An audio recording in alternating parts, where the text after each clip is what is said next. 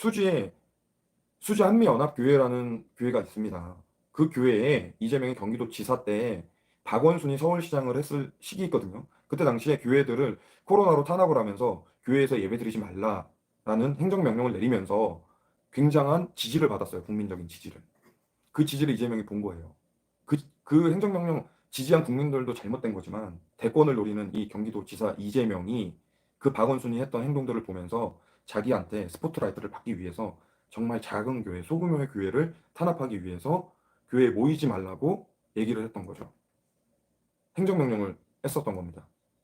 그런데 이 교회의 재판이 이루어졌어요. 과연 행정명령을 어겼냐 안 어겼냐 라는 부분들을 재판을 3년을 했습니다. 3년. 목사님들하고 선생님이 그 재판장에 가면서 3년을 재판을 했단 말이에요. 근데 그 재판이 무죄가 나왔습니다. 판결. 수원에서요. 수원법원에서. 그 무죄를 한 거 얼마나 기뻐요. 무죄를 받았으니까 3년 동안 고생했는데요. 그래서 이재명 캠프 앞에 간 거죠. 이재명 어디 있는지 모르니까. 근데 그 보궐선거 때 이재명이 자기 연고도 아닌데요. 이재명 페이스북 보시잖아요. 이재명 페이스북에 뭐라고 돼 있는지 아세요? 그 위치가 나타나거든요. 자기가 거주하는 위치가. 경기도예요. 인천 계양이 아니고 경기도란 얘기예요. 페이스북에. 자기 페이스북에 경기도라고 돼 있거든요. 그런데 지금 인천 계양 국회의원이에요. 이것도 좀 이상하죠.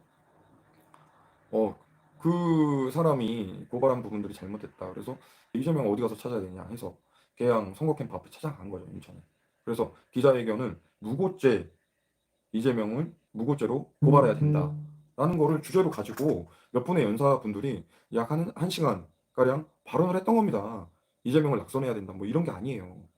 그런데 선관위 측에서는 어쨌든 이재명을 비방했기 때문에 선거에 영향이 있지 않냐라는 취지로 피고인들을 고발을 하게 됩니다.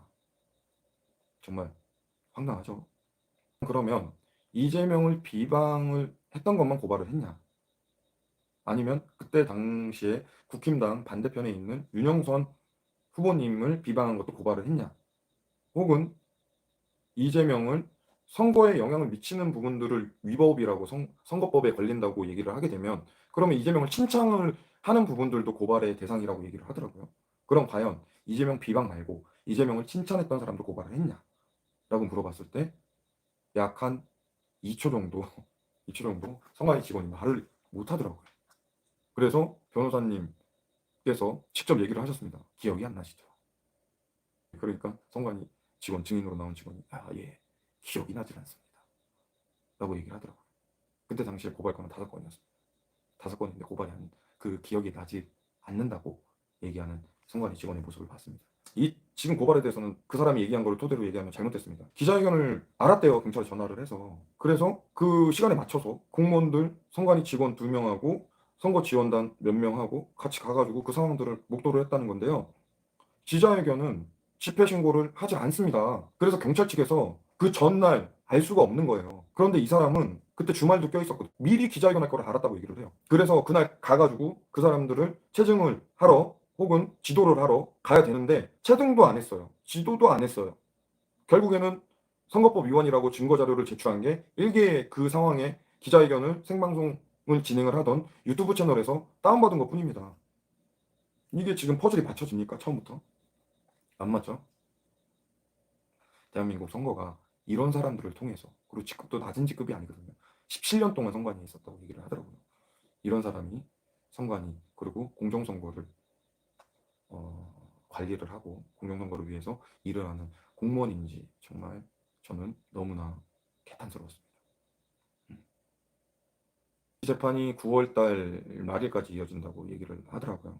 재판장 분위기 자체는 피고인들의 잘못을 묻는 그런 상황들이 아닌 고발한 선관위 직원이 과연 이 고발이 타당하게 이루어졌냐라는 부분들을 피고인 변호사님들 6분께서 2시간 넘게 질의를 했던 모습들을 확인을 했습니다.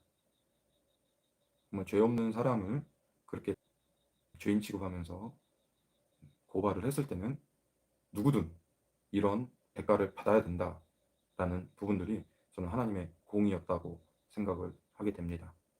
재판장에 있으면서 많은 생각들을 하게 됐고요.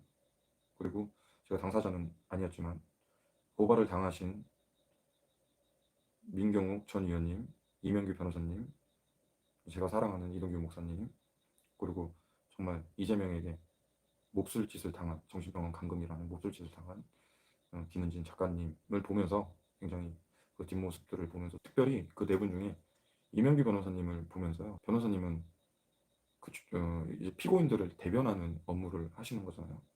근데 원래는 피고인들의 변호사 자리에 항상 앉으셨는데 그 피고인 자리에 앉으시면서 과연 2시간 동안 어떤 생각을 하셨으며 이 억울한 상황들을 지금 당하는 변호사님의 마음 다 알지 못하지만 분명히 마음이 넓으신 분이라서 별로 생각은 안 하셨겠지만 제 나름대로 마음에 굉장히 안 좋은 감정과 정말 정의를 위해서 이렇게 숨어 있지 않으시고 이렇게 힘든 자들과 같이 함께 해주시는 정말 귀한 분이 아니신가.